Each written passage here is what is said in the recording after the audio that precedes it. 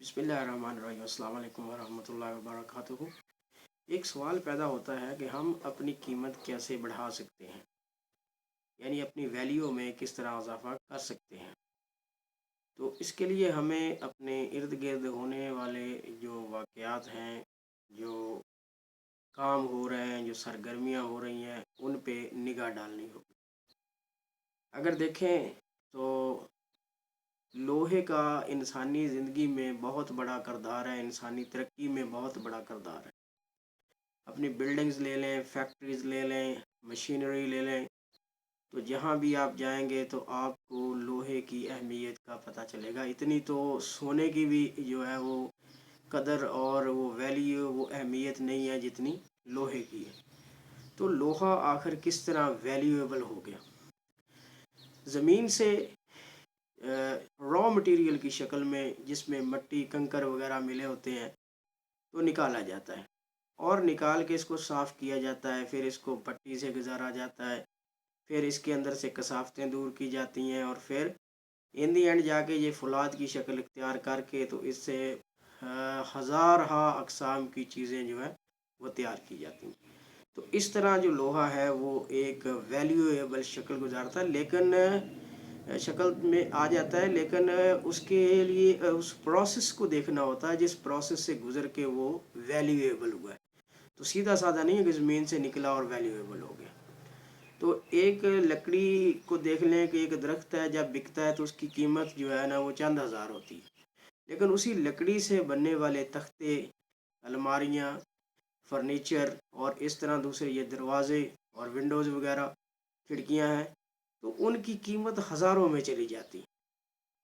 तो उसकी जो वैल्यू में इजाफा किस चीज़ ने किया है? जब वो मुख्तलिफ मराहिल से गुज़र के मुख्तलिफ अशकाल जो है ना वो उसने इख्तियार किए हैं, तो फिर वो वैल्यूएबल होगी। इसी तरह गंदम है, तो इससे देखें आगे जब इसको पीसा जाता है तो फिर इससे सूजी, मैदा वगैरह और बहुत सी चीज़ें जो है ना वो इससे बनाई जाती हैं जो खाने पीने के काम आती हैं।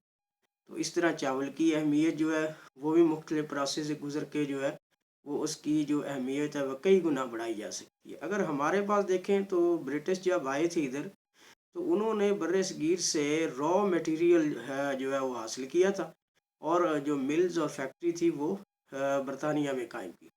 तो इस रॉ मटेरियल को लेकर के वो दुनिया का एक तरक्की याफ्ता मुल्क बन गया। उसने रॉ मटेरियल को एक ऐसी रिफाइंड शक्ल दी कि जिसकी कीमत में कई गुना जो है वो इजाफा हो गया और इसकी वैल्यू में भी इजाफा हो गया। अब सादा गंदम तो बंदा खा नहीं सकता, तो उसके लिए फिर उसको पीसा जाता है। तो अब पीसने का अमल देख लें तो वो कितना तकलीफ़ दे अमल है।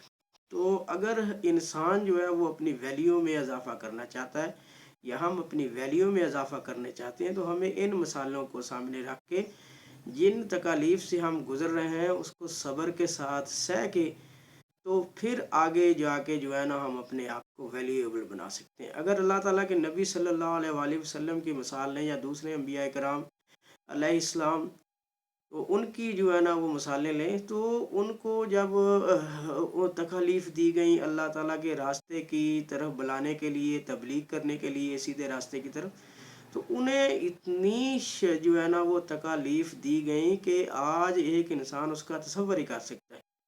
और मेरा ख्याल है कि आज अगर बिलाल जैसी सज़ा किसी को दी जाए तो वो इस्लाम छोड़ जाएगा, कभी उम्मीद है इसमें।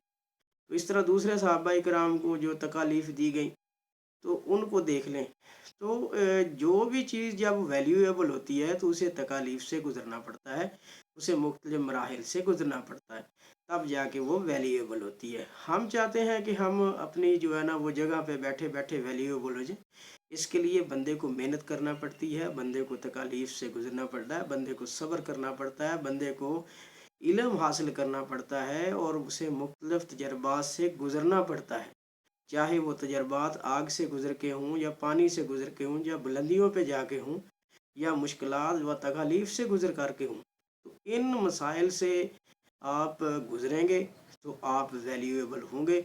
अगर दाना चक्की में पिसता है, लकड़ी जो है वो रंदे के नीचे रगड़ी जाती है, आरे पे चीरी जाती है, तो इस तरह चावल जो है उसको छड़ा जाता है और लोहे को भट्टी में से गुजारा जाता है और सोने को बार बार आग से जो है ना गुजार के उसको पाक किया जाता है मुख्तलिफ कसावतों से। तो इस तरह आपको भी इन तकालीफ को बर्दाश्त करना होगा, इन सब्र आजमा मराहल से गुजरना होगा, तब जाके आपकी अहमियत में इजाफा होगा और आप वैल्यूएबल होंगे।